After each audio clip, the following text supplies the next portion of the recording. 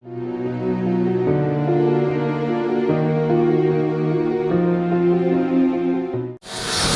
சுப முகூர்த்த வேளையில என்னாச்சு? கௌசல்யா அஜனயத் ராமம் சர்வலக்ஷண சம்யுதம் விஷ்ணோரர்த்தம் மகாபாகம் புத்திரம் இக்ஷ்வாகுநந்தனம். தசரதனுடைய எத்தனையோ ஜென்மமா பண்ணின தவம், தேவர்கள் பண்ணின தவம், நிலமடந்தை பண்ணின தவம்ங்கிறார். மாயிரு புவிமகள் மகிழ்வின் ஓங்கிட உமாதேவி அப்படி கௌசல்யா தேவிக்கு ரொம்ப காலத்துக்கு அப்புறம் குழந்தை பிறக்கிறது ரொம்ப சந்தோஷமா இருக்கு. அவளை விட ஒருத்தி சந்தோஷப்பட்டாலும் அதான் பூமாதேவியும். ஏன்னா என்ன ஆட்சி பண்றதுக்கு வந்துட்டாரே, பெருமாளே இறங்கி வந்திருக்காரேன்னு கௌசல்யா தேவியை விட சந்தோஷப்படுறது நிலமகளா. தசரத சக்கரவர்த்தியை விட சந்தோஷப்பட்டது இன்னொருத்தர் இருக்காரா, சூரியனா, அவர் குலத்துல தோன்றிருக்காரு. அப்படி பொட்டி போட்டு சந்தோஷப்படுறா. ராமச்சந்திரமூர்த்தி கௌசல்யா தேவியின் இடத்துல மகனாய் தோன்றி ஒரு க்ஷணம் தான் அந்த வைகுண்ட ரூபம் தெரிஞ்சுதான்.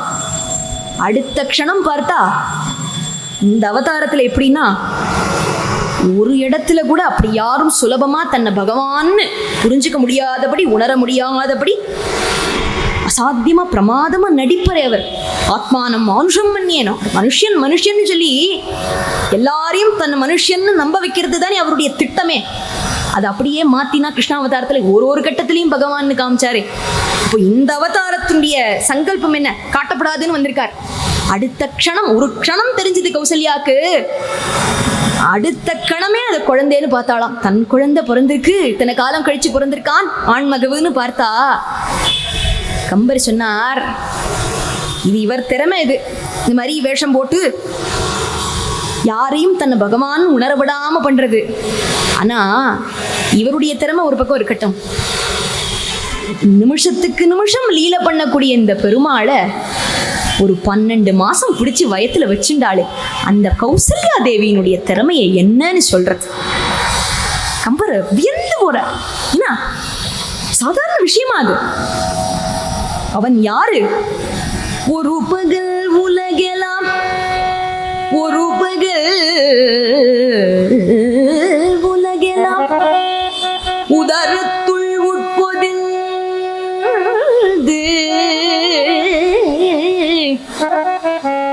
அருமறை குணரகரும், அருமறை குணரகரும் அவனை அவனை அஞ்சன கருமுகில் கொழுந்தெழில், கருமுகில் கொழுந்தெழில் காட்டும் சோதியை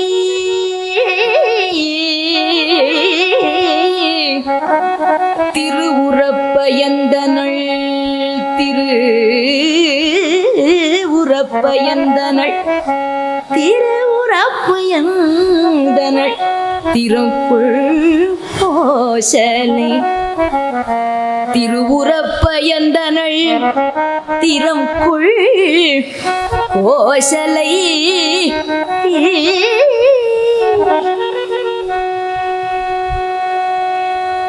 லீலா சிருஷ்ட ஜகத்ரயமனே ராமபக்தி சாம்ராஜ்யல அப்படி விளையாட்டாலே ஜகத்தை சிருஷ்டி பண்ணி இயக்கி நிகழ்த்தின்னு இருக்காராம். அப்படி இருக்கக்கூடியவரை ஒரு பகல் உலகெல்லாம் உதரத்துள் உட்பொதிந்து, எந்த பகவான் எல்லா அண்டங்களையும் தன் வயத்தில் அடக்கி வச்சுருக்காரோ அந்த பரம்பொருளையே ஒருத்தி தன்னுடைய உதரத்துல, தன்னுடைய கர்ப்பத்துல 12 மாசம் வச்சுட்டாளே.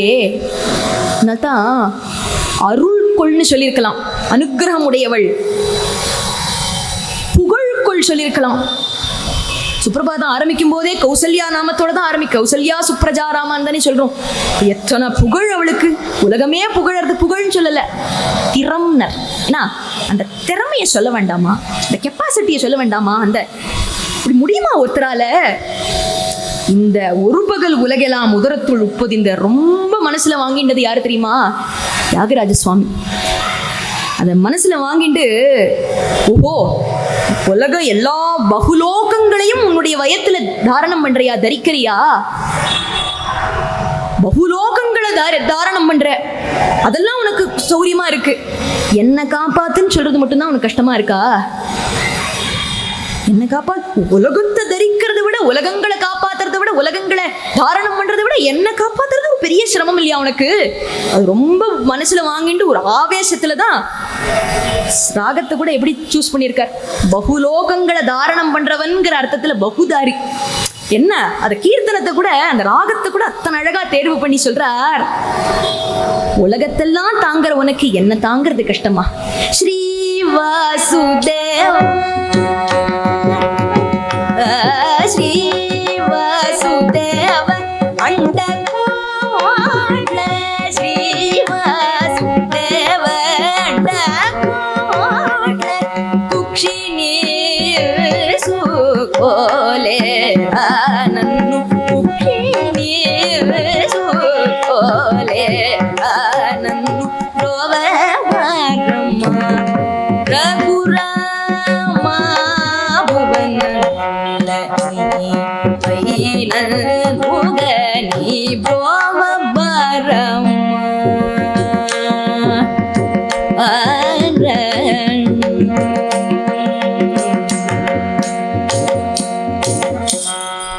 ஸ்ரீவாசுதேவா அண்ட கோட்ல நீ குக்ஷினின்னு சொல்லிரா, அதெல்லாம் வச்சுட்டு இருக்கியே, உலகத்தான் அண்ட சராச்சரங்களை வச்சுட்டு இருக்கியே, நன்னு புரோவ பாரமான்னு இல்லையா?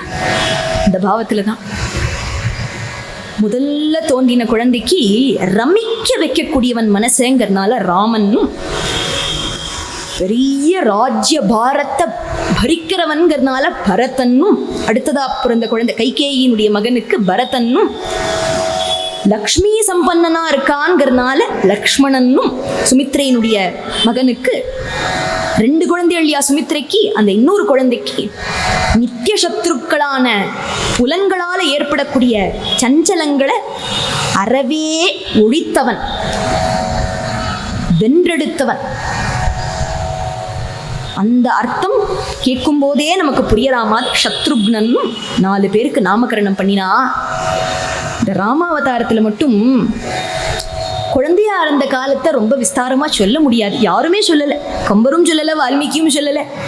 பெருமாளுக்கே அது ஒரு குறையா ஆனதுனால தான் கிருஷ்ணாவதாரத்துல குழந்தையா இருந்த அந்த சமயங்கள்ல ஒரு 2-3 லீலை பண்ணினார், விளையாடினார்னு இல்லை, முழுக்க லீலையா பண்ணினார் இல்லையா?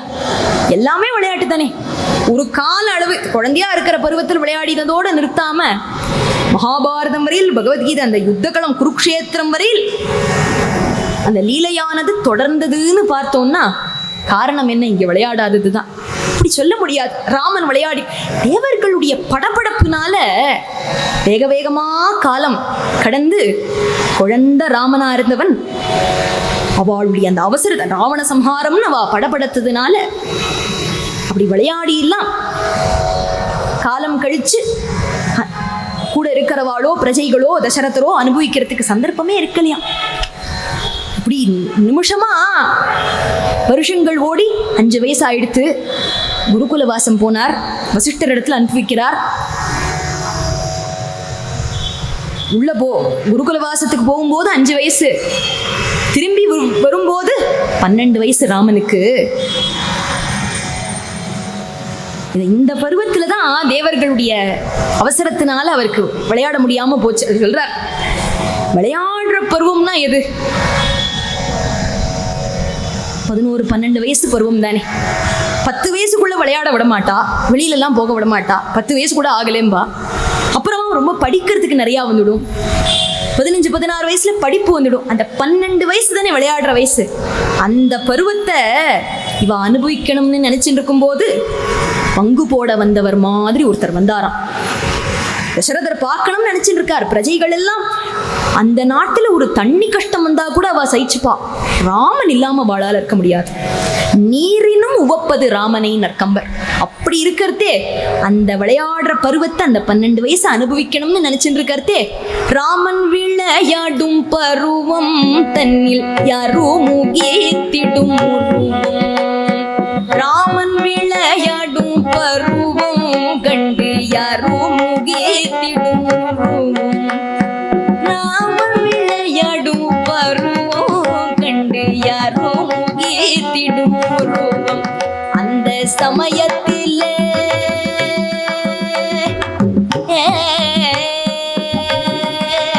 அந்த சமயத்திலே வெகு கருவம் கொண்ட சமயத்திலே வெகு கருவம்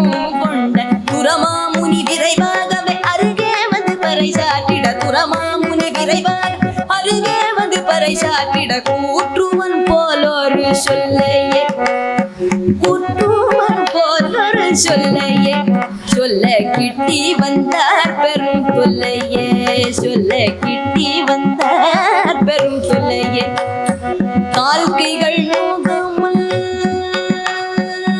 கால்கைகள் நோகாமல் கண்ணீர் தூவள கண்ணனை மணிவண்ணனை, கால்கைகள் நோகாமல் கண்ணீர் தூவள கண்ணனை மணிவண்ணனை, மயில் வண்ணனை காணன் கரடி புலி வாழும் காடு மேடு தன்னில், கரடி புலி வாழும் காடு மேடு தன்னில், போகவோ மனம் நோகவோ காணன் கரடி புலி வாழும் காடு மேடு தன்னில், போகவோ மனம் நோகவோ அங்கு போகவோ மனம் நோகவோ.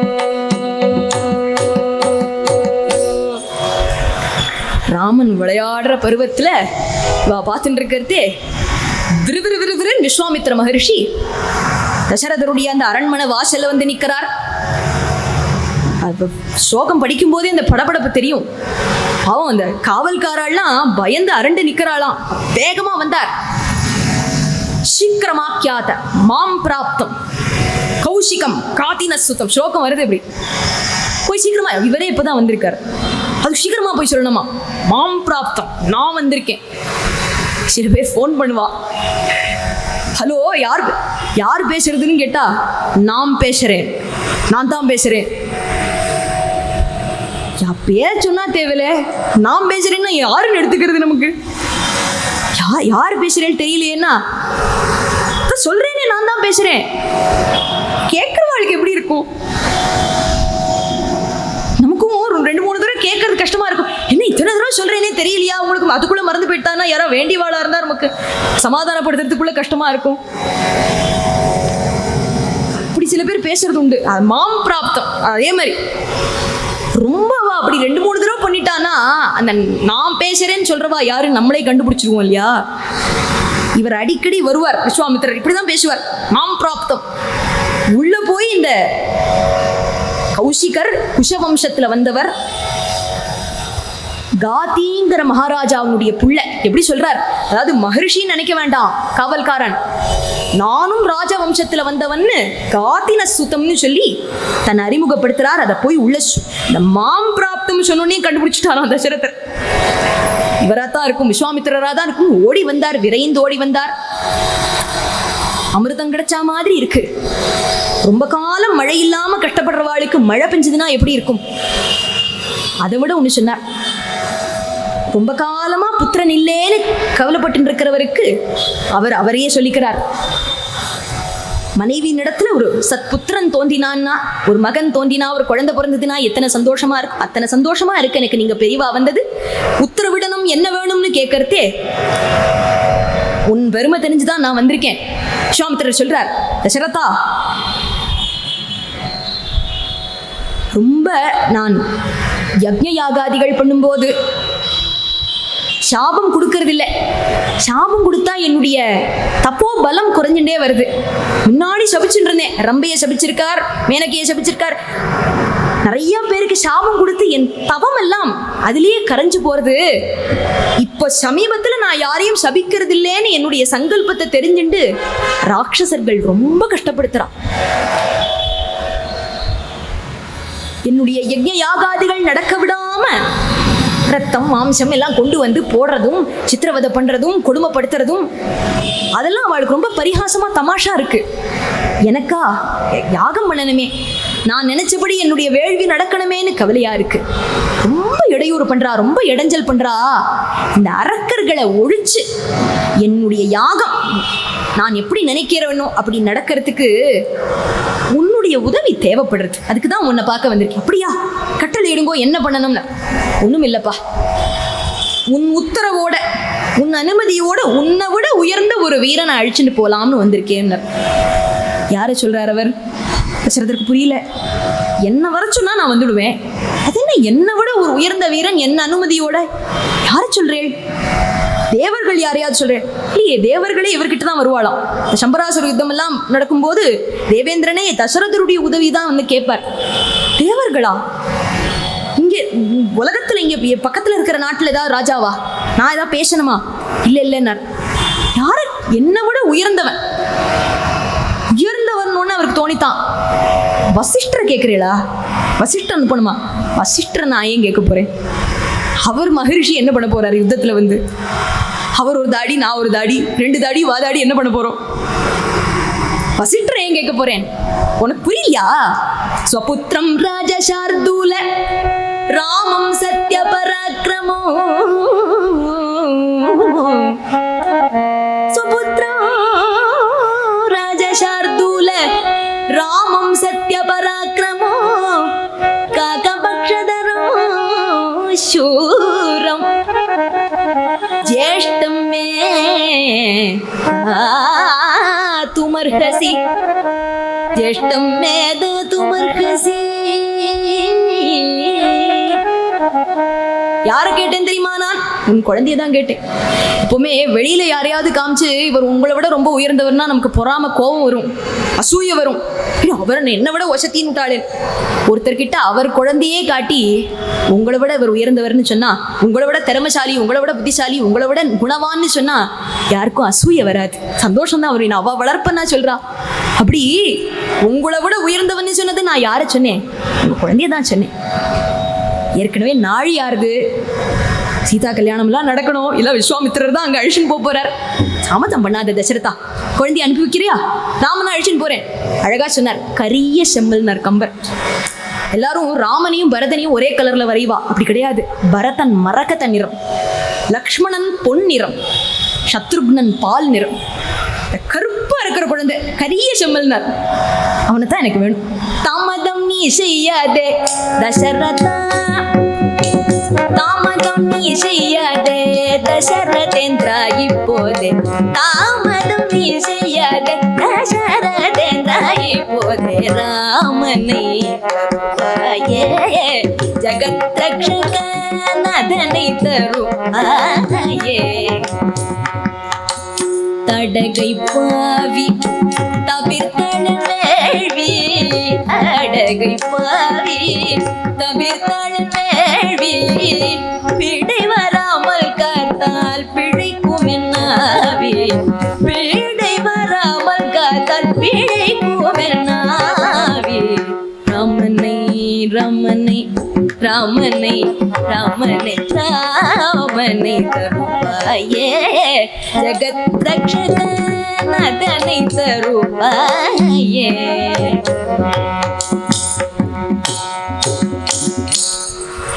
ராமனை தருவாயேன்னு இவர் கேட்டுட்டார்.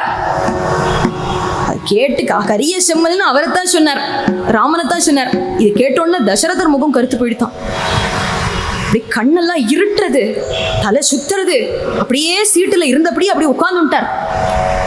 எதை கேட்டுட்டார் அவர்? யாரை கேட்டுட்டார்? அவருடைய அரண்மனையில் தூண் 1000 தூண் இருக்கலாம். தூணை கேட்டா கொடுத்திருப்பார். ஆயுதங்கள் அநேகமா வச்சுட்டு இருக்கார். ஆயுதத்தை கேட்டா கொடுத்திருப்பார். படையை கேட்டா படையை கொடுத்திருப்பார். அவருடைய உடம்புல உறுப்புகளை, கண்ணையோ கையையோ காலையோ கேட்டிருந்தா கூட கொடுத்திருப்பார். இன்னும் 2 இருக்கே. இவர் எதை கேட்டிருக்கார்? ராமனை கேட்டிருக்கார். யாரு? உயிர் இல்லையா ராமன்? உயிர் ஒண்ணுதானே இருக்கு. அது எப்படி தர முடியும்? நடுங்கி போட்டாராம் அதை கேட்டு. ராமனை கேட்கிறாரா? எப்படி என்னால பிரிஞ்சிருக்க முடியும்? 4 குழந்தைகள் அவருக்கு, 4 பேருக்கிட்டையும் அன்பு உண்டு. ஆனா தசரதன் சொல்றார், பார்ஷியல்னு நினைக்க வேண்டாம், அவங்கிட்ட தனி அன்பு. அது எப்படி அப்படி வைக்கலாம்? சமமா பார்க்க வேண்டாமா? அப்படி தப்பா யாரும் எடுத்துக்க வேண்டாம். நான் முதல்ல வாங்கிட்ட குழந்தைங்கிறதுனால இல்ல, என் மனசு அந்த குழந்தை முதல்ல வாங்கின்னு எடுத்து நான் என்ன பண்ணுவேன்? அந்த ஓவிய எழிலுடையினர் கம்பர், அந்த காயாம்பு நிறமும் அந்த கற்றை சுருள் கேசம் அவர் கையில வாங்கிக்கும் போதே இந்த குழந்தை இல்லாம ஆவி வேற இல்லைன்னு அந்த ராஜா நினைச்சுட்டார். ராமனை நான் கேட்டுட்டார். இவருக்கும் கொஞ்சம் தெரிய வேண்டாமா என்ன கேட்கிறோம்? அவரே எத்தனையோ காலம் தவம் இருந்து ஒரு குழந்தை பிறந்திருக்கான், அருமையா வச்சு வளர்த்துட்டு இருக்கார். அதை கேட்பாளா? பக்கத்துல வசிஷ்டர் இருக்கார் இல்லையா, தசரதன் முடியாதுன்னு சொல்றார். குழந்தைக்கு 16 வயசு கூட ஆகலேன்னு சொல்றார். என்னென்னமோ சொல்லி பார்த்தார். விஸ்வாமித்திரருக்கு கோபம் வந்துடுத்து. நான் யாக ரட்சணத்துக்காக கேட்கிறேன், என்னுடைய யாகத்தை நடக்க விடாம பண்றா. ராவணன் அனுப்பின அசுரர்களா இருக்குமோன்னு எனக்கு சந்தேகம் இருக்கு. அதை அழிக்கிறதுக்கு பராக்கிரமசாலி ஒருத்தன் வேண்டாமா? உன் புதல்வனுக்கு அந்த தகுதி இருக்கு, அந்த திறமை இருக்குன்னு கேட்கிறேன்னார். தசரதர் சொன்னாரா, நீங்க முன்னாடி சொன்ன போவாது நான் வரலாம்னு நினைச்சேன், என் பழைய ரெஜிமெண்ட்டை போட்டுண்டு. ராவணனுடைய பரிவாரம்னு சொல்றேன்னா நானே வரமாட்டேன்னார். என்ன அத காப்பியத்தை எப்படி நிர்வாகம் பண்ணியிருக்காரு பாருங்க. எந்த ராவணன் இப்ப முதல்ல பேச்சு அடிபடுறது இல்லையா, நானே வரமாட்டேங்கிறார் தசரதன். அந்த ராவணனைத்தான் கடைசியில சம்ஹாரம் பண்றார். நானே வரமாட்டேன்னார் அவர். குழந்தைய அனுப்புறதாவது முடியவே முடியாது. குழந்தையினுடைய ராமோ ராஜீவ லோச்சன, சாயங்கால வேலை ஆனாலே அப்படி கண்ணெல்லாம் கூம்பி போயிடும். தாமரை மாதிரி இருக்கு கண்கள். அவளுக்கெல்லாம் நிஷாச்சரர்கள், ராத்திரி தானே அவளுக்கு பராக்கிரமமே கூடும். அவ சஞ்சரிக்கிறதெல்லாம் இரவு வேளையில. நடக்கவே நடக்காது, யுத்தம் எல்லாம் பண்ண முடியாது. நான் பார்த்ததில்லை என் குழந்தை யுத்தம் பண்ணின்னு. முடியாதுன்னு மறுக்க, வாக்கு கொடுத்த உங்களுக்கு என்ன வேணுமோ நான் பண்ணித்தரேன்னு நல்ல வார்த்தையை சொல்லி வாக்குப்பிரதானம் பண்ணிட்டு, என் வார்த்தைக்காக நீ தர வேண்டாம், நீ சொன்னியே நீங்க கேட்கறத நான் தரேன்னு சொன்னி, அந்த வார்த்தைக்காகவாவது நீ கட்டுப்பட்டு குழந்தைய அனுப்ப மாட்டியா? பொய்யான பிரதிஜை பண்ணினியா? குழந்தை குட்டியோட சௌக்கியமா இரு, சுகீபவ சபானவ வருது. என்ன ஆசீர்வாதமா அது அடிவயத்துலேருந்து வருது. சௌக்கியமா இரு, காட் பிளஸ் யூ. சில பேர் காட் பிளஸ் யூ சொன்னா அது நல்லா அது ஆசீர்வாதமாவே இருக்காது. நம்மளும் கேட்டிருப்போம். சிறுவரன் வெளில போனார். வசிஷ்டர் என்ன பண்ணினாராம், அழகா அவரை ஒரு பக்கம் சாந்தப்படுத்தி, கோபப்படாதீங்கோ இருங்கோ, நான் ஒரு 2 வார்த்தை பேசி சமாதானப்படுத்தி அனுப்பி வைக்கிறேன்னு அவர் ஒரு பக்கம் தடுத்தார். ராஜகுரு இல்லையா, அழகா தசரதனை தனியா அழைச்சின்னு போனார். அப்பா நான் சொல்றேன், இந்த விஸ்வாமித்திரர் இருக்காரே, ராஜாவா இருந்தவர், என்னுடைய ஆசிரமத்துக்கு அரசனா இருக்கிற நாள்ல வந்தார். கன்யாகுப்ஜ ராஜ்யம்னு ஒரு ராஜ்யம் உண்டு. அந்த ராஜ்யத்துக்கு இவர் அரசன் விஸ்வாமித்திரர். அவர் அரசனா இருக்கிற நாள்ல வசிஷ்டருடைய ஆசிரமத்துக்கு போய் வசிஷ்டர் இடத்துல இருக்கிற காமதேனுவோ இவர் கேட்டிருக்கார். அதுலதான் சண்டை வந்திருக்கு வசிஷ்டருக்கும் விஸ்வாமித்திரருக்கும். அவர் தரமாட்டேன்னு சொல்ல, இவருடைய தபோ வலிமையை மிஞ்சற அளவுக்கு தனக்கு தபசு வரணும், தனக்கு தபமானது அவர் பண்ணி சம்பாதிச்சு இவரை மிஞ்சணுங்கிற சங்கல்பத்துல தான் ராஜரிஷியானார், பிரம்ம ரிஷியானார்லாம் விஸ்வாமித்திரருடைய வரலாறு வரும். இப்ப என்ன சொல்றாராம் வசிஷ்டர், கீரன் அவர்கள் அந்த கம்பராமாயண வார்த்தைக்கு அர்த்தம் சொல்லுவார். அன்னைக்கு அந்த ஒரு காமதேனு பசுமாட்டுக்காக சண்டை போட்டவர் இன்னைக்கு எப்படி இருக்காரு தெரியுமா? ரொம்ப தவமுடையவருங்கிற அர்த்தத்துல எண்ணிலா அரும் தவத்தோன்னு கம்பர் ரெஃபர் பண்ணுவார் விஸ்வாமித்திரரை. அது கீரன் சொல்லும்போது, இன்னைக்கு அவருடைய தவம் எத்தனை வளர்ந்திருக்குன்னா, அந்த ஒரு காமதேனுக்கு அன்னைக்கு சண்டை போட்ட விஸ்வாமித்திரரால இன்னைக்கு எண்ண முடியாத அளவுக்கு காமதேனு அவராலேயே சிருஷ்டி பண்ண முடியும். எண் இல் ஆ தரும் தவத்தோனா அவர் இப்போ அந்த அளவுக்கு அவருக்கு தபம் பெருசா போயிடுத்து அவர்கிட்ட. ஆனா அந்த சுபாவம் அப்படியே இருக்கு.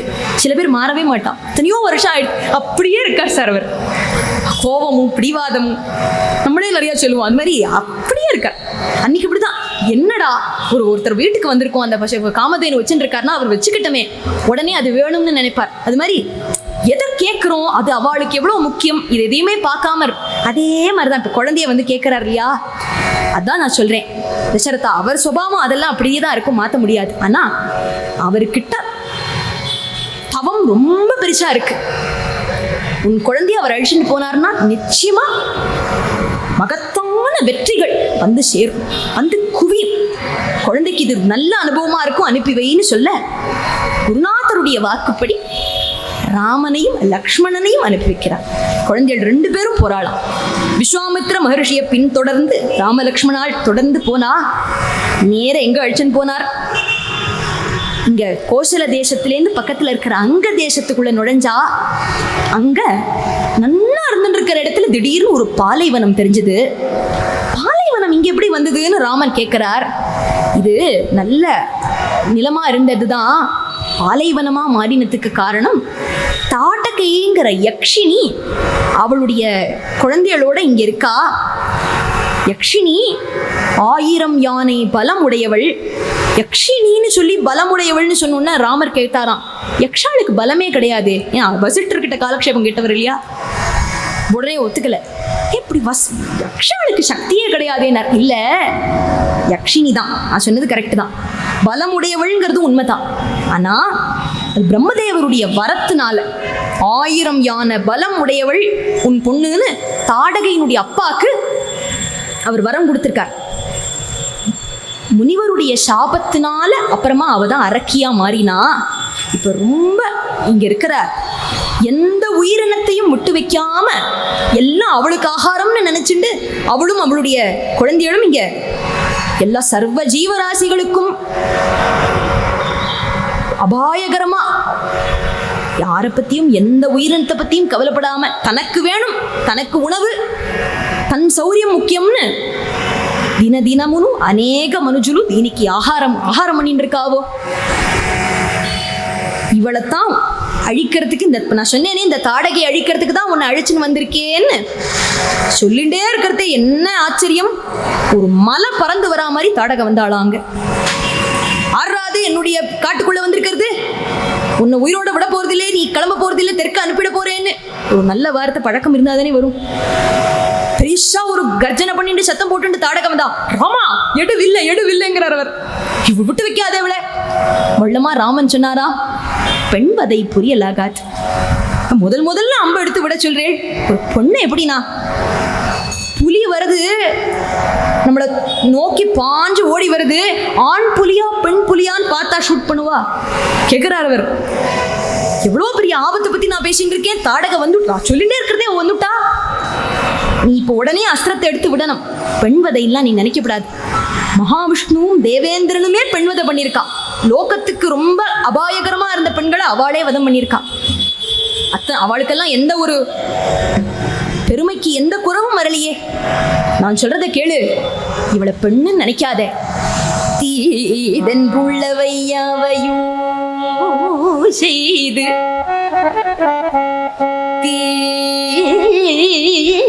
தீதென்று உள்ளவை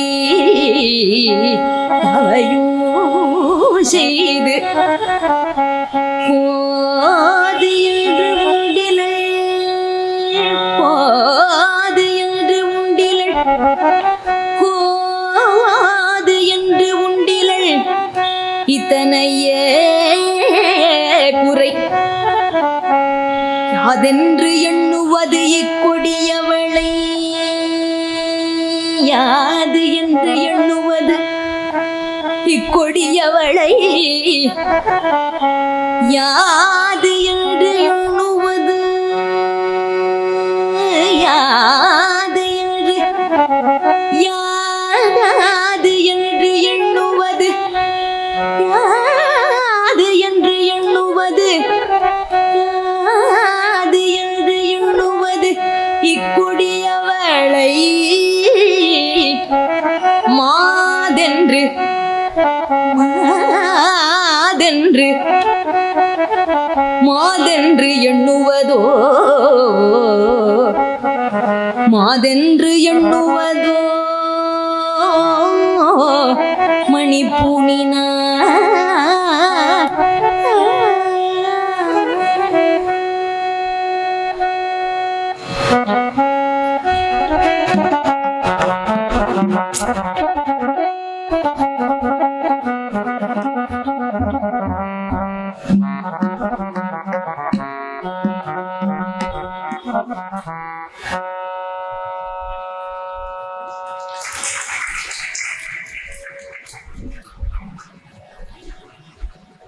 மாதென்று எண்ணுவதோ, இந்த அரக்கிய பெண்ணுன்னு நினைக்கலாமான்னு கொஞ்சம் பதறி போயிட்டாராம் விஸ்வாமித்திரர். எங்கடா அழிச்சுன்னு வந்திருக்கோம், தாடக வேற நேரம் வந்து நிக்கிறா, நீ வதைக்காம கொல்லாம போயிடுவரோன்னு கொஞ்சம் ஒரு பதறினாரா. அந்த பதட்டத்தை பார்த்தாரா ராமர். அடுத்த நிமிஷம் சொன்னார், இல்ல ஒரு நிமிஷம் தயங்கினே வாஸ்தவம் தான், பெண்வதை முதல்ல பொண்ணு அழிக்க சொல்றேளே, பெண்மணியா இருக்காளேன்னு நினைச்சேன். ஆனா எங்க அப்பா என்ன சொல்லி அனுப்பியிருக்கார், என்னுடைய வார்த்தையை நீ எப்படி மதிப்பியோ அந்த மாதிரி விஸ்வாமித்திரருடைய வார்த்தையை மதிக்கணும்னு சொல்லி அனுப்பியிருக்கார். நிச்சயமா நான் அதை அப்பாவுடைய வார்த்தையை சிரம் மேற்கொண்டு நடக்கிறவன். இதுக்கு மேல நீங்க ஒரு வார்த்தை சொல்ல வேண்டாம்னு, அதான் அந்த அதுக்கு மேல ஒரு வார்த்தை அவரால சொல்லி, அவர் விஸ்வாமித்திரர் சொல்லி தான் என்ன சொல்ல வந்தோமோ அதை பூர்த்தி பண்ணி கூட முடிக்க முடியலையா, அதுக்குள்ள அங்க வதம் முடிஞ்சு விட்டான். அதுக்கு மேல அவர் ராமா தாமசம் பண்ணாதேன்னு சொல்லி அந்த வார்த்தையை முடிக்கிறதுக்குள்ள முடிச்சுட்டாரோ. அதான் கம்பர் சொன்னார், எந்த வேகம்னு அழகா ஒரு எக்ஸாம்பிள் சொன்னார். ஒரு நல்ல உபதேசத்தை ஒரு அறிவாளி ஆசான், அவர் அறிவாளியா இருக்கார், தேர்ந்தெடுத்த ஆள் அப்படி இல்லைன்னா ஒரு முட்டாளுக்கு ஒரு நல்ல உபதேசத்தை பண்றாருன்னா எந்த வேகத்துல அவன் அதை மறந்து போவானோ அந்த வேகத்திலயா. என்ன அழகா எக்ஸாம்பிள். சொல்லுக்கும் கடிய வேக சுடுசரம் கரிய செம்மல், சொல்லுக்கும் கடிய வேக சுடுசரம் கரிய செம்மல், அல்லொக்கும் நிறத்தினாள் விடுத்தலும் வைர குன்ற, கல்லொக்கும் நெஞ்சில் தங்காதே, கல்லொக்கும் நெஞ்சில் தங்காதே, அப்புறம் கழகு கலா, கல்லொக்கும் நெஞ்சில் தங்காதே, அப்புறம் கழகு கலா, உள்ளற்கு நல்லோர் சொன்ன பொருளென போயிற்றே, உள்ளற்கு நல்லோர் சொன்ன பொருளென போயிற்றே, உள்ளற்கு நல்லோர் சொன்ன பொருளென போயிற்றே. கல்லா புல்லருக்கு நல்லோர் சொன்ன பொருள் என போயிற்றே. ஒரு முட்டாளுக்கு ஒரு உபதேசம் பண்ணா என்ன வேகத்துல அதை மறந்து போவானோ, இந்த காதுல வாங்கின்னு அந்த காதுல எந்த வேகத்துல விடுவானோ அந்த வேகத்துல அந்த சரம் போய் அப்படி அலட்சியம் பண்ணுவா இல்லையாவா. பெரியவாளுடைய வார்த்தையினுடைய அந்த பெருமை, அதனுடைய மகிமை தெரியாம இருப்பா. அது மாதிரி அப்படி அலட்சியமா போய் உள்ள போய் அவளுடைய மார்பை தொலைச்சு உயிரை எடுத்து வந்து விடுத்தான். ஆஹா, அடுத்த வார்த்தை சொல்லி முடிக்கிறதுக்குள்ள வேகமா முடிச்சுட்டானே. தாடகை விழுந்தாள்னு ரொம்ப சந்தோஷத்தோட அப்படியே தொடர்ந்து போய் சித்தாசிரமம்ங்கிற பெருமாளுடைய ஆசிரமம். முதல்ல பார்த்தது அங்க தேசத்துக்குள்ள வந்தான்னு சொன்னேன். பரமேஸ்வரனுடைய ஆசிரமத்துக்கு போனா, காமாசிரமம்னு பேரு. அது அங்கதான் அந்த மன்மதனை சம்ஹாரம் பண்ணினார், கண்ணால பஸ்மீகரம் பண்ணினார். அங்க போயிட்டு இங்க வந்திருக்காளாம். முதல்ல சிவபெருமானுடைய ஆசிரமத்துக்கு போய் அப்புறம் மகாவிஷ்ணு தன்னுடைய ஆசிரமத்துக்கே வர்றார் ராமன். ஆனா இது தெரியாத மாதிரி, இது யாருடைய ஆசிரமம்னு உனக்கு தெரியாதா ராமான்னு கேட்கிறார். தெரியாதேங்கிறார். தெரியாது, உனக்கு தெரியாது? வாமனாவதாரம் இங்கே தானே பண்ணினார், சித்தாசிரமத்துல தானே நடந்தது. விஸ்வாமித்திரரும் ஓஹோ அப்படியே அந்த நடிப்பு அப்படியே மெயின்டைன் பண்றேன், தெரியாதவர் மாதிரியே இருக்கேன், அந்த வேஷத்தை அப்படியே இருக்கணும்னு நினைக்கிறேன், மனுஷனாவே இருக்கணும். சரி, உங்க சங்கல்பம் நடத்துங்கோ அப்படின்னு என் யாகத்துக்கு சங்கல்பம் பண்ணி நான் உட்கார்றேன். அசுராள்லாம் வருவா, அந்த தாடகையை வேற வதம் பண்ணியிருக்கேள். அவ மாரீச்சன் சுபாகுன்னு 2 குழந்தைகள் இருக்கா தாடகைக்கு. அவ இப்ப வருவா, எந்த சமயம் வேணாலும் எதிர்பார்க்கலாம். இந்த யாகத்தை இடைஞ்சல் பண்ணணும், இடையூறு பண்ணணும்னு சங்கல்பம் பண்ணிட்டு வருவா, பாத்துக்கோங்கோன்னு ராமலக்ஷ்மணாள் கிட்ட பொறுப்பு ஒப்படைச்சிட்டு விஸ்வாமித்திரர் யாகத்துக்கு உட்கார்றார். ஒரு கூடாரமே கட்டிட்டாராம் ராமர் அம்பால. அழகா ஒரு உதாரணம் சொன்னார் கம்பர். கண்ணை இம காக்குற மாதிரி காப்பாத்தினாராம். லக்ஷ்மணன் ஒரு பக்கம் இருக்க சொன்னார், ஒரு பக்கம் இவர் அவன் அங்கேயே இருப்பான், இவர் வந்துட்டு போவரான். இங்க எதுவும் வரலையே, உனக்கு எதுவும் தெரியலையே, அசுரா வரா மாதிரி இல்லையேன்னு ஒரு இமையும் கீழே இருக்கிற இடத்துலயே தான் இருக்கும், மேலிமை தானே தொட்டு போகும் கண்ணை காப்பாத்துறதுக்கு. அது மாதிரி ஒரு பக்கம் லக்ஷ்மணன் இருக்க சொல்லி இவர் மட்டும் வந்துட்டு போவாராம். அது கண்ணை இம காக்குற மாதிரி இருந்ததுன்னு அழகா அத உதாரணம் சொல்ற. எண்ணுதற்காக இது 2 3 நாள், எண்ணுதற்காக 2 3 நாள், விண்ணவர்காகிய முனிவன் வேள்வியை எண்ணுதற்காக 2 3 நாள், விண்ணவர்காகிய முனிவன் வேள்வியை எண்ணுதற்காக 2 3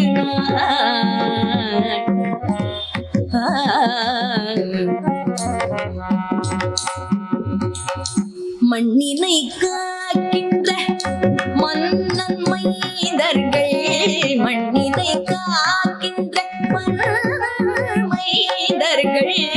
கண்ணினை காக்கின்ற இமையில் காத்தனரே, மண்ணினை காக்கின்ற மைந்தர்கள், கண்ணினை காக்கின்ற இமையில் காத்தனரே, எண்ணுதற்காக 2 3 நாள் விண்ணவர்க்காகிய முனிவன் வேள்வியை எண்ணுதற்காக 2 3 நாள்.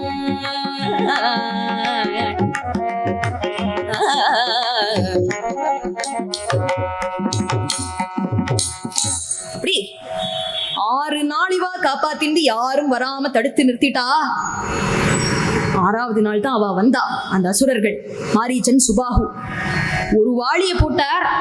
மாரீச்சன் அப்புறமா தேவைப்படுறான், கதையில வேணும். அவன் ராவணனோட சேர்த்து பிடிக்கிறதுக்காக அவனை விட்டாராம். மாரீச்சனை ஒரு வாளியால சமுத்திரத்துல தள்ளி சுபாகுவ ஒரு அஸ்திரத்தை ஒரு அஸ்திரம் தான், ஒண்ணுக்கு மேல அவருக்கு தேவைப்படாது. ஒரு வில் ஒரு சொல் ஒரு இல்னு சொல்லுவார் ராமன். ஒக்கமாட்ட ஒக்கபான ஒக்கப்பத்தி ஒண்ணுதான், அதுக்கு மேல தேவைப்படாது. ஒரு வாளி எடுத்து அவனை சமுத்திரத்துல தள்ளினார் மாரீச்சனை. சுபாகுவ அந்தகன் புறத்தில் இட்டு யமலோகத்துக்கு அனுப்பிட்டார். வேள்வி நல்லபடியா அவர் எப்படி நினைச்சாரோ விஸ்வாமித்திரருக்கு நிறைவாக நடைபெற்று அங்க இருக்கக்கூடிய மகரிஷிகள் எல்லாம் வாயார வாழ்த்தினார். ராமச்சந்திரன் இங்க வந்து யாக ரட்சணம் பண்ணி கொடுத்துட்டாரேன்னு வா ஆசீர்வாதம்ன்றா. வந்த காரியம் முடிஞ்சுடுத்துறாமா, உங்களை வீட்டுல விட்டுட்டு உங்களுடைய அரண்மனையில கொண்டு போய் சேர்த்துட்டு நான் என்னுடைய மற்ற காரியங்கள், ஒரு ராஜா அழைச்சிருக்காரு, என்ன அவருடைய ராஜ்யத்துக்கு போகணும், 2 3 அவசர வேலை இருக்குன்னு சொல்றார். இவாளை இப்போ அயோத்தியில கொண்டு போய் தசரதர் இடத்துல ஒப்படைச்சுட்டு தன்னுடைய மற்ற வேலைகளை பார்க்கலாம்னு நினைக்கிறது. ஒரு மங்களகரமான ஒரு பத்திரிகை, ஸ்வயம்பர பத்திரிகை விஸ்வாமித்திரர் கைக்கு வந்து சேர்றது. எங்கேருந்துன்னா மிதிலையிலேருந்து வருது இந்த பத்திரிகை. மிதிலாபுரி மன்னன் ஜனக மகாராஜா அவருடைய மகளுக்கு ஸ்வயம்பரம் வச்சிருக்கார். அந்த ஸ்வயம்பரத்தை பத்தின விவரம் எல்லாம் அதுல இருக்கு. இந்த பத்திரிக்கை அத இவா ராமலட்சுமணால பக்கத்திலேயே வச்சுட்டு படிக்கிறார். அந்த என்ன ஸ்வயம்பரமா, ஜனகருடைய மகளுக்கு கல்யாணத்துக்காக திருமணத்துக்காக இந்த ஸ்வயம்பரம் நடக்கிறது. சீதேன்னு பேர் அந்த பொண்ணுக்கு.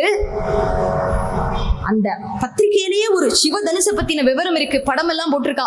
அந்த சிவதனுச யாரு ஆரோபணம் பண்றாளோ, நான் பூற்றாளோ அவளுக்கு தான் சீதைன்னு அதுல எழுதிருக்கு. அவருடைய ஜனகருடைய மகள் முதல் பொண்ணு. ஜனகருக்கு 2 குழந்தை, ஊர்மிளேன்னு ஒரு பொண்ணு, சீதைன்னு ஒரு பொண்ணு. அந்த சீதைக்கு தான் ஸ்வயம்பரம். அது கல்யாணம் ஸ்வயம்பரம் அதை பத்தி மட்டும் இருந்திருந்தா பரவாயில்ல, அந்த வில்ல பத்தியும் ஒரு விவரம் போட்டுட்டார் இல்லையா. இவர் அதை படிச்சிருக்கார். ராமன் அங்க கேட்டுட்டார்.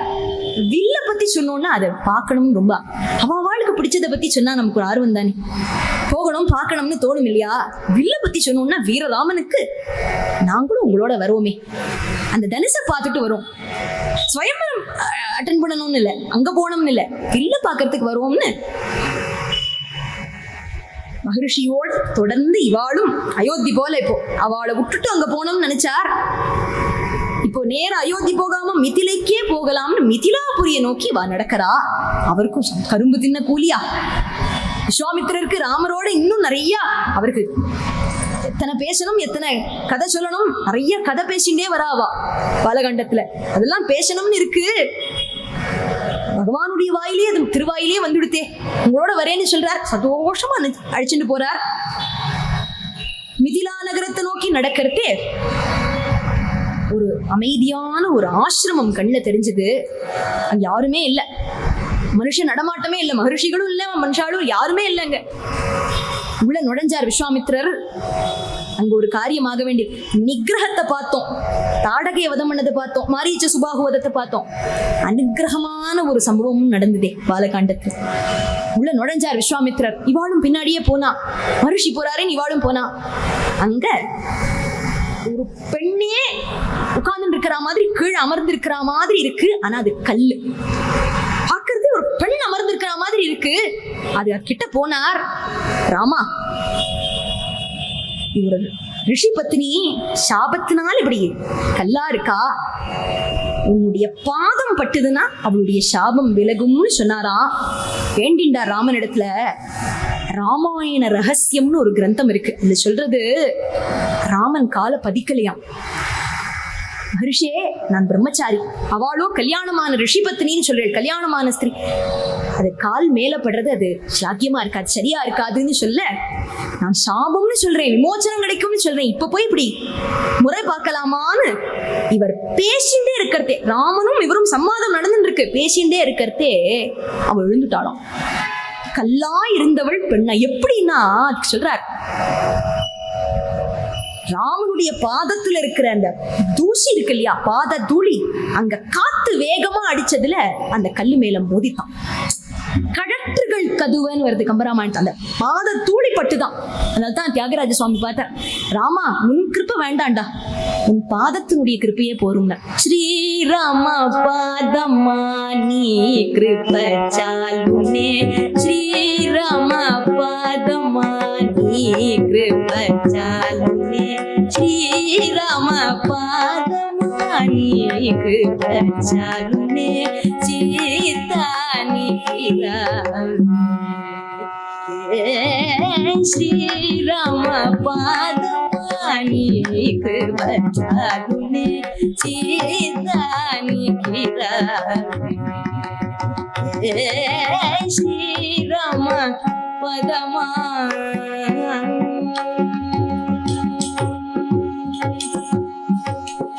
தாரிணி சிலையே தாபமு தாழக, தாரிணி சிலையே தாபமு தாழக, வரம் நீருனு ரசக சூரகல்யனோ, சூரகல்யனோ ஜூஜி பிராஜிதிலி, சூரகல்யனோ ஜூஜி பிராஜிதிலி, ஆரிದಿದನ್ನು ಸೇಯದೆ ತ್ಯಾಗರಾಜಕೇಯಮ, ಆರಿದಿದನ್ನು ಸೇಯದೆ ತ್ಯಾಗರಾಜಕೇಯಮ, ಶ್ರೀರಾಮ ಪಾದಮಾನಿ ಕೃಪ ಚಾಲುನೆ, ಚೀತಾನಿ ಕಿರಾವೆ, ஸ்ரீராம பதமா.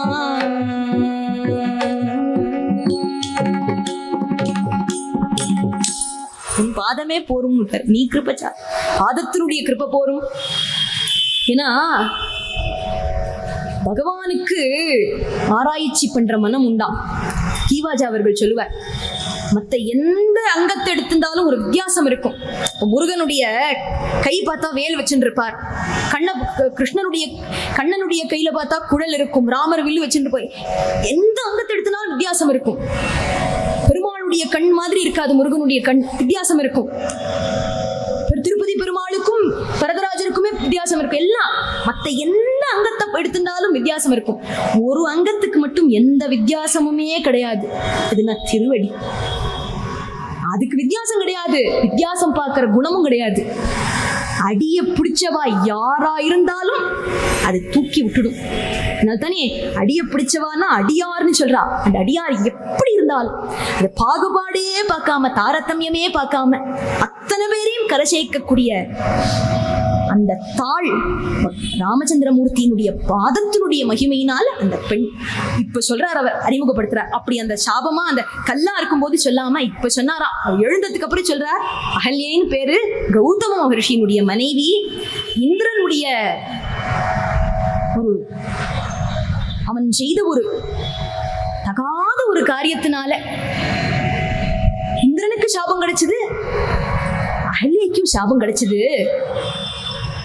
உன் பாத தூளி பட்டதுனால, உன் பாதத்தினுடைய மகிமையினால, அவள் இத்தனை காலம் செய்த ஒரு தவத்தின் பயனாக இப்ப அந்த விமோச்சனம் கிடைச்சிருக்கு. கௌதமர் வந்துட்டே இருக்கார். இது இந்த சாப விமோச்சனம் கிடைச்சதுன்னு தெரிஞ்ச அடுத்த க்ஷணம் மனைவியை பார்க்கறதுக்கு இல்ல, ராமச்சந்திரனை தரிசனம் பண்றதுக்காக ஓடோடி வந்தாராம்.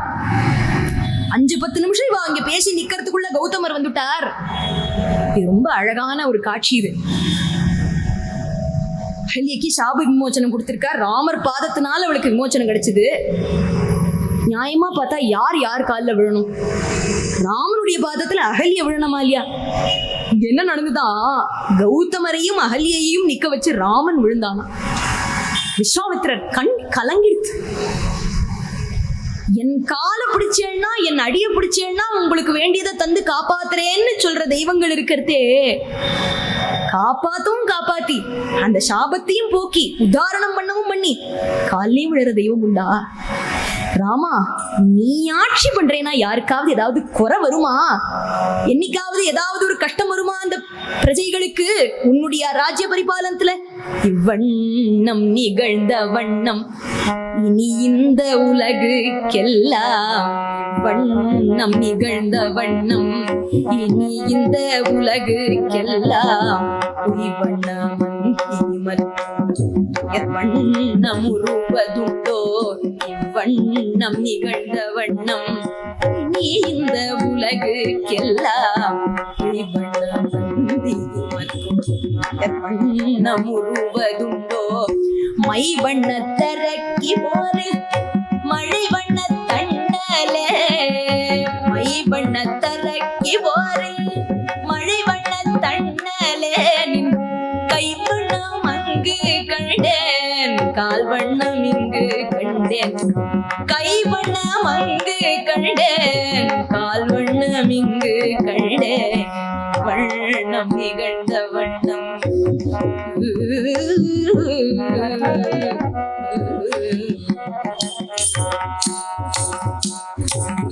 கைவண்ணம் அங்கு கண்டேன் கால்வண்ணம் இங்கு கண்டேனுக்கு ஒரு அர்த்தம் சொல்லுவா. 2 அர்த்தம் உண்டு.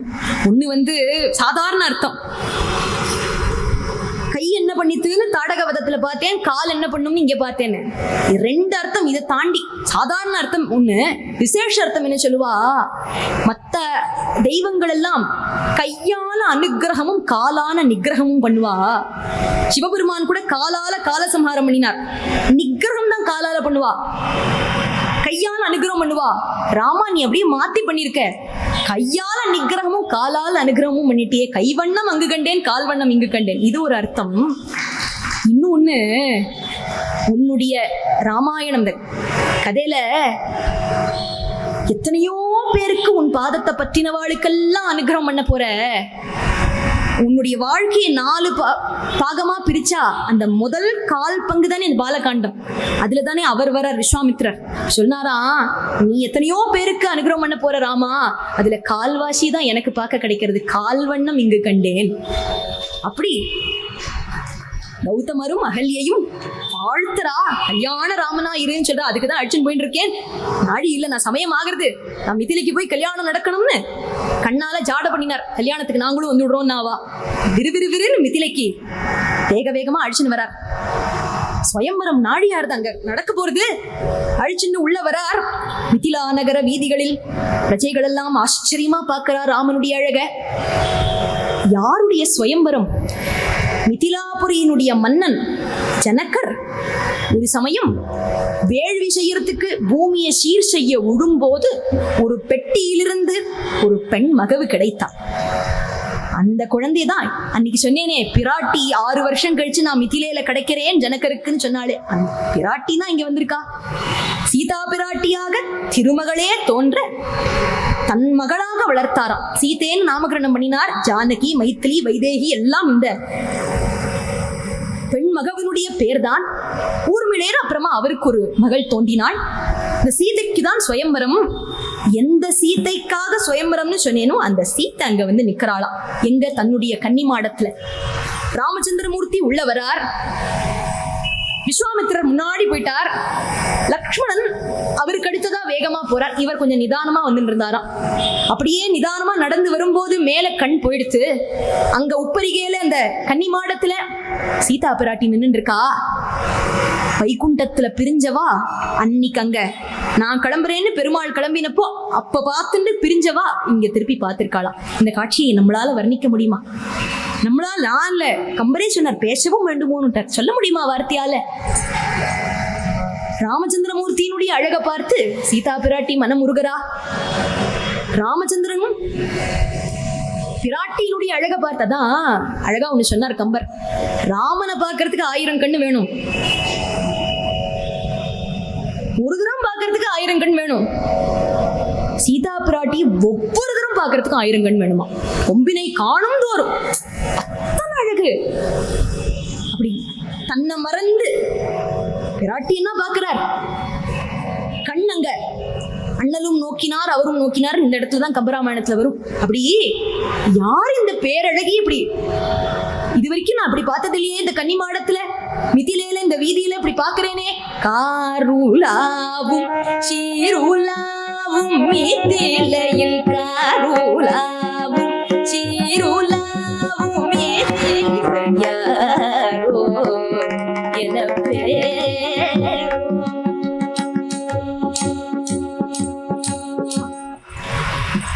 இப்படி பரஸ்பரம் ஒருத்தர் பார்த்துண்டா அங்கேயே அவரால் நிக்க முடியல. முன்னாடி விஸ்வாமித்திரர் ரொம்ப தூரம் போயாச்சுன்னு அவரை பின்தொடர்ந்து போனார். ஜனகருடைய அரண்மனைக்கு போனார். ஜனகர் வரவேற்றார். பெரிய சுயம்பரம் ஏற்பாடு பண்ணியிருக்கேன், அவசியம் நீங்க கலந்துக்கணும். யார் இவா? தசரத சக்கரவர்த்தியோட குழந்தையளா? அவளும் கலந்துட்டு எல்லாரும் இருந்து சுயம்பரம் முடிஞ்சு கிளம்பணும்னு சொல்லி ஜனகர் வேண்டின்றார். விஸ்வாமித்திரர் சரியினர், அதுக்கு தான் வந்திருக்கார். அடுத்த நாள் ஸ்வயம்பரம், பெரிய ஒரு சிவ தனுசை கொண்டு வந்து நடுவுல வைக்கிறா. அதுதானே கண்டிஷன். யார் இந்த சிவ தனுசுக்கு நான் பூட்டுறாளோ அவாதான் சீதையை கல்யாணம் பண்ணிக்கலாம், அப்படித்தானே நிபந்தனை. அந்த வில்ல கொண்டு வரா. போட்டோல பார்க்கும்போது சின்னதா இருந்திருக்கு, நிஜமான வில்ல கொண்டு வரும்போது தான் தெரியறது 3000 பேர் மூச்சு பிடிச்சு எழுதுன்னு வந்தாளாம். அரசர்கள்லாம் அப்பவே அவளுக்கு என்ன டிக்கெட் கிடைக்குமான்னு பார்த்துட்டு இருக்கா. எப்படி ஊருக்கு கிளம்பலாம்? பார்க்கதான் முடியும். தூக்குவாது எடுக்கிறதாவது நான் பூட்டுறதாவது சாத்தியமே இல்லைன்னு பார்க்கும் போதே படபடன்னு வருது. எல்லாருக்கும் வேர்த்து கொட்டுறது. தனுசை பார்த்தா அவளா விஸ்தாரமா எல்லாம் அரேஞ்ச்மெண்ட்ஸ் எல்லாம் பிரமாதமா பண்ணிருக்கா. வந்து ஒரு வீரன் வந்து நான் பூட்ட போறான்னு நினைச்சு அங்க இருக்கிற அரசர்கள் எல்லாம் வாங்கோ நீங்க வாங்கோ நீங்க வாங்கோன்னு அந்த மந்திரி கூப்பிடுறார். யாருக்கும் போக தைரியம் இல்ல. சீதா பிராட்டியா இன்னொரு பக்கம் என்ன சொல்றா? ஸ்வயம்பரம் ஒரு பக்கம் நடக்கிறது. அந்த கன்னி மாடத்துல பார்த்தேனேடி, மனசுல என்னவோ அவருடைய பிம்பமே நின்று இருக்கு. அவரே அந்த சிவதனுசை எடுத்து ஆரோபணம் பண்ணினா எத்தனை நன்னா இருக்கும்னு சீதா பிராட்டி தான். யாரு என்ன நினைச்சாலும் தாயார் யார நினைக்கிறாளோ அவாதானே அதை ஆரோபணம் பண்ண முடியும். வேற யாரு வர முடியும் இதை பண்றதுக்கு? ஆனா எதிர்பார்க்கறதும் நியாயம் இல்லையே. ஒருத்தருக்கும் தைரியம் இல்ல, யாரும் முன் வரல. இவ்வளோ ஏற்பாடு பண்ணி விமர்சையா எல்லாம் பண்ணி ஏற்பாடு பண்ணி ஒருத்தருமே முன் வரலன்னு ஜனகருக்கு கொஞ்சம் கோபம் வந்துடுதான். வருத்தம் கலந்த கோபம். இவ்வளோலாம் ஏற்பாடு பண்ணி கூப்பிட்டு எல்லாம் ஆகி ஒரு ஸ்வயம்பரத்துக்கு ஒருத்தர் வில்லு எடுக்க முன் வராதது கொஞ்சம் வருத்தமாயும் நிர்வீர முவ்வீதலம்னு சொல்ல. இது வரைக்கும் அவர் வருத்தத்தோட பயத்தோட இருந்தார், யாராவது முன்வரணமேன்னு. இப்போ இந்த வார்த்தையை சொன்னதுனால வீரர்கள் அற்ற பூமி நிர்வீர முவ்வீதலம்னு சொன்னோன்னு அந்த பயமும் கவலையும் விஸ்வாமித்திரருக்கு வந்து விட்டான். ராமனை வச்சுட்டு தான் இப்படி ஒரு வார்த்தையை சொல்லிட்டார். தாமதமே பண்ணாம ராமனை பார்த்தார். வத்ச ராம தனுர் பஷ்யா. சில பேர்கிட்ட பாருன்னு சொன்னா போறோம், அது பண்ணி முடிச்சுடுவா அந்த காரியத்தை. சில பேர் பாருன்னு சொன்னா அது ரொம்ப லிட்டரலா பாருன்னு எடுத்துருவா. பாருன்னா பார்த்துட்டே நின்று இருப்பா. அவகிட்ட எல்லாம் தெளிவா சொல்லணும், இது பண்ணணும் அப்படி பண்ணணும்னு. ராமனுக்கு அது அவசியம் இல்லை. குழந்தை அத பாரு தான். அவருடைய வாய் பாருன்னு சொல்லித்தான், கண்ணன்னு சொல்லித்தான், எடுன்னு சொல்லித்தான். முனி கனு சைன்யத்தில் தானே வருது பாட்டுல. அழகல் அல்லலாடல். கண்ண பட்டுன்னு சொல்லிடுதான் எடுன்னு. அப்படி அந்த அந்த அவருடைய புருவமே அப்படியே வில்லா வளைஞ்சுதான் விஸ்வாமித்திரருடைய புருவம். அதை பார்த்து வில்ல வளைக்கணும்னு புரிஞ்சுண்டு, ஏன்னா விஸ்வாமித்திரர் சொல்றார், அண்ட சராச்சரங்களை இயக்கிற வேண்டா நீ, இந்த வில்லு உனக்கு ஒரு பாரமா?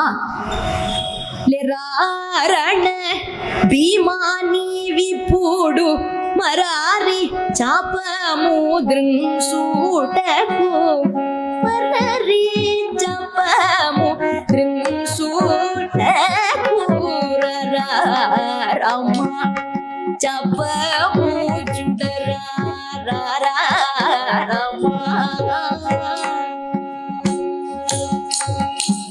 ராரா இந்த சாப்பமா இந்த வில்ல பாருன்னு சொல்ல எழுந்தார். ஜனகர் பார்த்தார், அதி சௌந்தரிய புருஷனா ஒரு பேரழகன் ஒரு இளைஞன் எழுந்தான். ராமன் பேராச்சே, இவருக்கு தசரதனுடைய குமாரனாச்சே, எடுப்பானான்னு பாக்குறதே அது எப்படி கையாண்டாருங்கிறத கம்பேர் சொல்றார். குட்டியான கரும்பை எப்படி எடுக்குமோ அந்த மாதிரி எடுத்தாராம். அந்த வில்லை எடுத்து சிவபெருமானுடைய தனுசு இல்லையா, ஸ்ரீதரையாவாள் சொல்றார், சிவ தனுச ராமன் உடைக்கல, அவன் தனுச அவனே உடைச்சான்.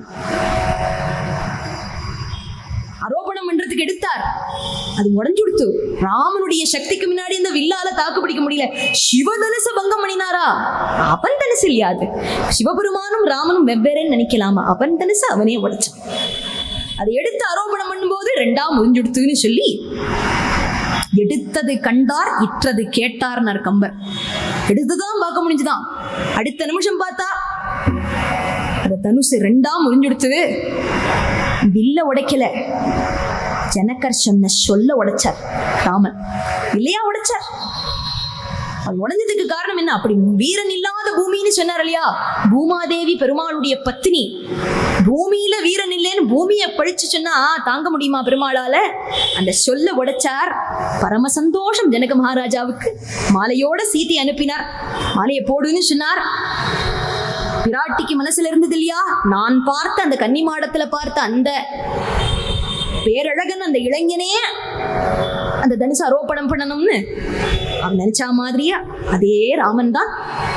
சாமள மேனி, காயாம்பு மேனி, அந்த பேழகன் மகாவீரன், சுத்த வீரன், பராக்கிரமசாலி யாரோ அவர் தான் அங்க நிக்கிறாருன்னு தெரிஞ்ச உடனே சந்தோஷமா மாலையை போட்டா. மாலையை ஏத்துண்டார். தசரத சக்கரவர்த்திக்கு ஜனகரிடத்திலேருந்து ஓலை போச்சு. ரொம்ப சந்தோஷம் அவளுக்கு. எத்தனை அழகா, ஜனகருடைய மகளா, இவ்வளோ இதை விட பொருத்தமா ஒரு பொண்ணு கிடைக்காது. பரம சந்தோஷம், எங்களுக்கு பரிபூர்ண சம்மதம்னு அவ பதில் ஓலை அனுப்ப. ஒரு கல்யாணம் தான் இப்ப முடிவாயிருக்கு. இந்த சுயம்பரம் நடந்ததுனால இந்த 2 குலகுருமார்களும் பேசி, ராமனுக்கு 3 தம்பிகள் இல்லையா, சீதைக்கு ஒரு தங்கைன்னு சொன்னேன், ஊர்மிளையன்னு பேரு சொன்னேன். அவ ஜனகருடைய தம்பிக்கு 2 பொன் குழந்தைகள் இருக்காளாம். மாண்டவி, ஸ்ருதகீர்த்தின்னு பேரு. இவாத்திலையும் 3 குழந்தைகள் இருக்கா ராமனை தவிர. இங்க சீதைக்கும் 3 தங்கைகள் இருக்கா. 4 கல்யாணமா ஏற்பாடு பண்ணிட்டாங்களாம். ஒரு கல்யாணம் பார்க்க வந்திருக்கோம் நம்ம, சீதா கல்யாணம், சீதாராம வைபவம் வந்திருக்கோம். 4 கல்யாணம் நடக்கிறதுங்க. எல்லாரும் மிதிலா நகரத்துக்கு வந்தா ஏக பிரம்மாண்டமா ஏற்பாடு பண்ணிருக்கா. சாங்கோபாங்கமா நடக்கிறது கல்யாணம். இப்பேற்பட்ட அவதாரம் ராமாவதாரம். அதுல சீதா பிராட்டினுடைய கரம் பற்றி சீதாராமனா சுவாமி காட்சி அளிக்கிற அந்த நிகழ்ச்சிக்கு தேவர்கள் எல்லாம் சேர்ந்து வந்து கரம் குவித்து மலர்மழை பொழிந்து அந்த வைபவத்தை பார்க்கணும்னு வந்திருக்கா. 4 மண்டபம் ஏற்பாடு பண்ணிருக்கா. 4 மாப்பிள்ளைகள், 4 பெண்கள். அப்படி பார்க்கவே பிரம்மாண்டமா இருக்கு அந்த காட்சி. முதல் மண்டபத்துல சீதா பிராட்டியோட ஜனகர் நிக்கிறார். ராமச்சந்திரமூர்த்தி வந்தார். ஜனகருக்கு எதுலையுமே பற்று கிடையாது. ஆனா இந்த சந்தர்ப்பத்துல மட்டும் தன் அறியாம அந்த குழந்தை சீதா பிராட்டி மேல ஒரு பற்று வச்சு எம் சீதான்னு விட்டார். என் குழந்தை சீதா, மம சூதா, என் பொண்ணு ராமா, என் பொண்ணுன்னு சொல்றேன். உன்னுடைய ஷீராப்தி சதாப்தியில அருகாமையில எப்பவும் நித்தியவாசம் பண்ணக்கூடிய திருமார்பிலேயே வசிக்கக்கூடியவள் என் பொண்ணுன்னு சொல்றேன்னு நினைக்காத. இந்த ஒரு பிறவியில இந்த ஒரு அவதாரத்துல அப்படித்தானே நாடகம். என்னோட பொண்ணா கிடைச்சி என்கிட்ட தானே இருந்தா. அந்த ஒரு பற்றுதல், அந்த ஒரு பந்தத்தினால சொன்னேன். தப்பா எடுத்துக்காத, நீ பத்ரமா மங்களமா இருக்கணும். எம் சீதா மம சுதா சகதர்ம சரிதவா பிரதீச்ச சைனாம் பத்ரம் தே பாணிம் கிருணீஸ்வ பாணினாம். அந்த குழந்தையோட கையை சீதா பிராட்டினுடைய கை ராமச்சந்திரனுடைய கையில கொடுத்தார். பவழ கொடிய மரகத ஸ்தம்பத்துல படர விட்டா மாதிரி இருந்துதாம். அந்த சுப முகூர்த்த வேளை வந்தது. மாங்கல்ய தாரணம் நடந்து பாணி கிரகணம் பண்ணி முறையாக லாஜ ஹோமம் செய்து நெல் பொறியிட்டு அம்மி மிதித்து அருந்ததி அன்னையை தரிசித்து சீதாராம தம்பதிகள் அற்புத காட்சி அளித்தனர். கம்பர் சொல்றார், கோமகன் முஞ்சனகன் குளிர்ந்த கோமகன் முஞ்சனகன் குளிர்ந்த உமகளும் பொருளும் என நீ எந்த மகன் தன்னோடு மன்முடியன தாமரையன தடக்கையில்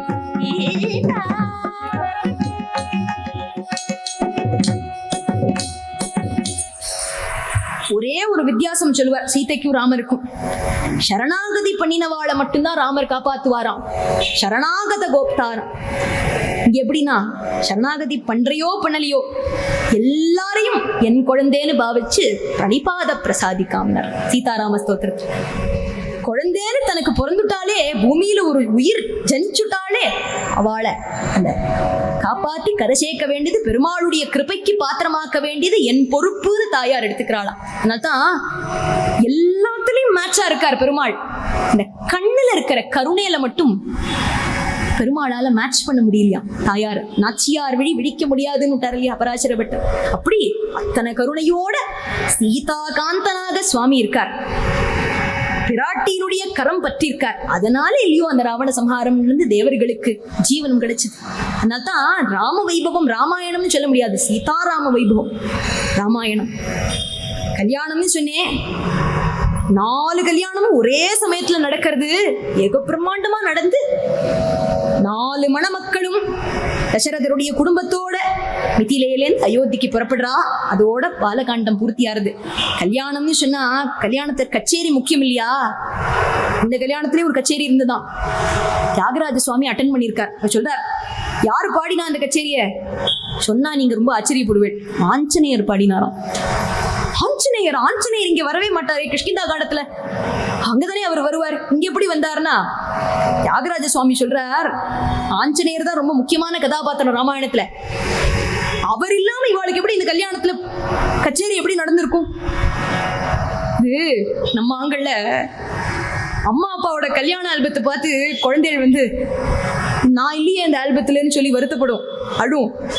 என்ன பண்ணுவா, நீ இருக்க முடியாதுடா கண்ணான்னு 2 தடவை சொல்லுவா. அப்புறமும் அது கேட்டுட்டே இருக்குன்னா தனியா ஒரு படத்தை எடுத்து அதுல ஒட்டிட்டு பாரு, நீ இருக்க பாத்தியா கல்யாண ஆல்பத்துல நீயும் இருக்கேன்னு அந்த படத்தை வைப்பா இல்லையா? அது மாதிரி குழந்தை மனசு தியாகராஜ சுவாமிக்கு. அந்த கல்யாணத்துல அவர் இல்லைன்னு தெரியும், ஆனா அந்த கல்யாணம் அப்படி நடந்திருக்கட்டும். என்னோட சீதா கல்யாண வைபோகத்துல இவர் யாரோட கான்சர்ட் அரேஞ்ச் பண்ணாரா சொல்றார், ஆஞ்சநேயர் தான் பாடினார். எல்லாருக்கும் தெரிஞ்ச பாட்டு தான். அதுல என்ன அழகா ஆஞ்சநேய சுவாமியினுடைய பாட்டோட இந்த கல்யாணம் நடந்ததுன்னு நமக்கு அது கண்கொள்ளா காட்சியா. அங்க பார்க்கலைனாலும் ராமாயணத்துல இல்லைனாலும் இந்த தியாகராஜ ராமாயணத்துல நமக்கு அற்புதமான ஒரு காட்சி நம்ம கண்ல மனக்கண்ணால பார்க்கும்படியா. பவனஜ ஸ்துதி பாத்ர பாவன சரித பவனஜ ஸ்துதி பாத்ர பாவன சரித ரவி சோமவர நேத்ர ரமணீய காத்ர பவனஜ ஸ்துதி பாத்ர பாவன சரித ரவி சோமவர நேத்ர ரமணீய காத்ர சீதா கல்யாண வைபோகமே ராமா கல்யாண வைபோகமே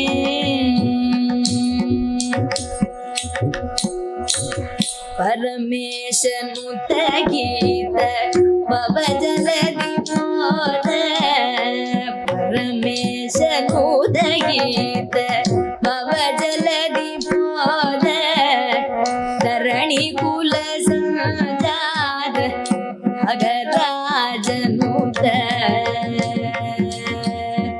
சீதா கல்யாண வைபோகமே ராமா கல்யாண வைபோகமே.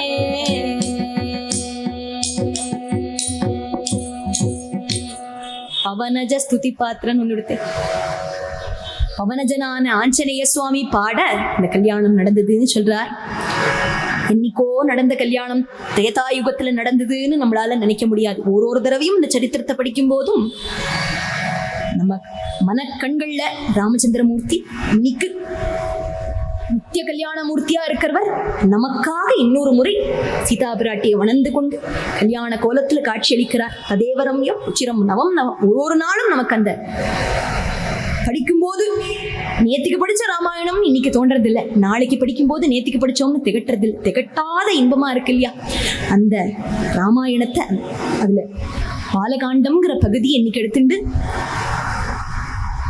ராமனுடைய சன்னிதானத்துல எந்த இடம் அயோத்தியா மண்டபத்துல, அன்னைக்கு அயோத்தியில மிதிலையில நடந்த கல்யாணத்தை இன்னைக்கு அயோத்தியா மண்டபத்துல குருநாதாளுடைய சந்நிதியில அனுபவிக்கக்கூடிய சொல்லக்கூடிய அரிய வாய்ப்பை தந்தமைக்கு என்னுடைய நன்றியின் நமஸ்காரங்களையும் சொல்லிண்டு சீதாராமச்சந்திரமூர்த்தி நமக்கு எல்லா வளங்களையும் நலன்களையும் வேண்டும் அனைத்து வரங்களையும் குறைவர வழங்கி அருளட்டும் என்று பிரார்த்தனை செய்து கொண்டு இதோட சீதா கல்யாண சரித்திரத்தை அடியேன் பூர்த்தி பண்றேன்.